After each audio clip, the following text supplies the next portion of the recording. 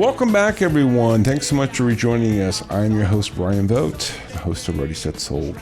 We talked about garages, things of that nature, but now we're going to be talking about decks and the outside patios and things of that nature. And Kelly, not being specific, but we know of a situation recently that a deck became a problem in the sale of a home. Yeah, we found out in the inspection that the deck was not up to code. The seller had put the deck in themselves and didn't do some of the things they needed to do. So they're getting it up to code and it's going to be okay, but that's, something you'll talk about in inspections. If they had that looked at beforehand, we wouldn't be here. Wouldn't be there. There could be a time delay there too. And I think also is especially depending on the age of the deck, okay? Yeah, absolutely. Now, no one wants this to have happen, and depending on the age of the deck, but I can tell you that I have had buyers fall through the deck.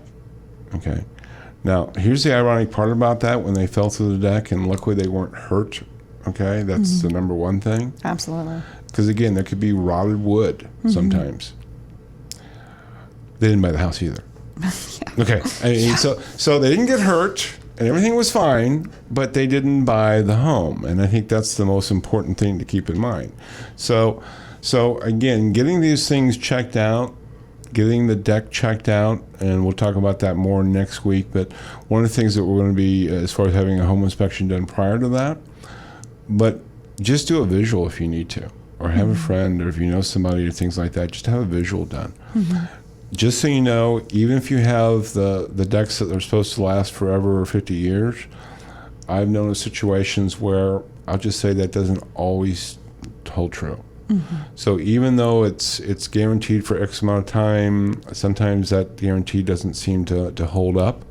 I'm not saying all the time, but I'm just saying a few times that that's happened. So making sure that the deck is safe, and also that the stairs are not wobbly and shaky. Well, yeah, and just so you know, Kelly gave me the sign of the handrail. Handrails. Okay. We're not on TV, Kelly, so we have to talk. That's okay. I do it all the time. I raise my book up all the time as if people can see me when I'm talking about getting the book. So it's all good. But yeah, talk more about that, the handrails. Just if your handrails are loose and wobbly, not all our buyers are spring chickens. We want to make sure our buyers are safe, and you want to make sure your visitors are safe, and you are safe, your family's safe. Get those handrails tightened down. Right, and again, and not only is it a safety issue, but again, we talk about that first impressions. And again, if the handrails are loose, well, maybe the deck's about ready to come down, okay? Again, this is the first time they've seen your home. They don't know. They don't know that maybe that handrail has been that way for the last 3 years, whatever, okay? It doesn't matter, but the thing is now you're getting your house on the market, and you want to get top dollar, you want to get a fast sale. And those things are very simple fixes for the most part. But even if it takes a few hours, it's well worth the money, because the impression that you're giving to the buyers is not the one that you want, and it's going to cost you thousands on the one end, where it may be $100 or hundreds of dollars in fixes. So it's always to keep that in mind with that final offer, or what that offer is. All these things play a part into it. And I think patios is the same way. Again, if there's gigantic cracks in the patio, I appreciate that you may have bought it that way. But again, most buyers are sitting there saying, well, you might have bought it. Why didn't you fix it? Because it's something that they're at least going to be thinking they're going to have to fix.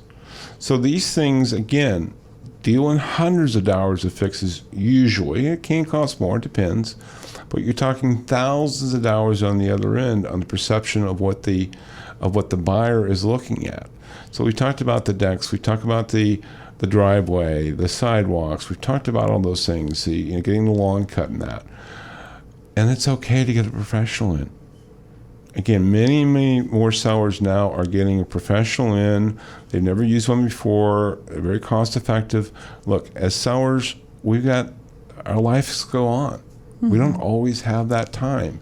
We've had people that are selling their home, but just to maintain it, they've hired a professional for a month and make sure it gets mowed up. It's not, and this is all different price ranges. Sometimes people say, well, you must be talking about the very, no, we're not talking about the very wealthy. We're talking about middle-class people that have a lot to do on their plate too, and they've got their kids, or they've got their work, and we all have our emails, and now they're on their phones, and we never get away from them. So those things are really, really important to understand. But you don't have time, and so it's either time or money, and sometimes you have to have that trade-off. So getting professionals to get these things done is becoming more and more common from sellers because, look, we all want to have a life. We still want to get top dollar, but we know we're not Superman or Superwoman, and we need time to kind of chill ourselves.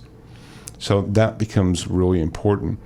And I think there may be some other things that we can talk about too, but I think those are the main factors that we really want to focus on there. Well, another thing is your mailbox. If your mailbox is worn out or a few years old, has a dent in it, kids came by, hit it with a bat, just replace it. No, that's a great point. Yeah. Again, visuals, what they see when they drive up. If you have a dented mailbox, it's always the same thing, right, Kelly?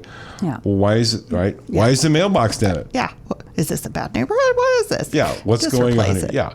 Just replace it. It happens. It's no big deal. Yeah. Again, very cost effective, but it's that first impression. I think we talked about having the flowers on there, the colors and things like that. It's seasonal. And back to decks. If your deck you might have a solid as a rock deck, but it might need to be painted.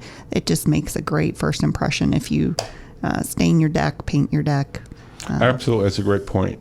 Yeah, again, just general maintenance. Again, how you maintain the outside gives the impression of how the house is maintained on the inside. You want all those things to be working, together.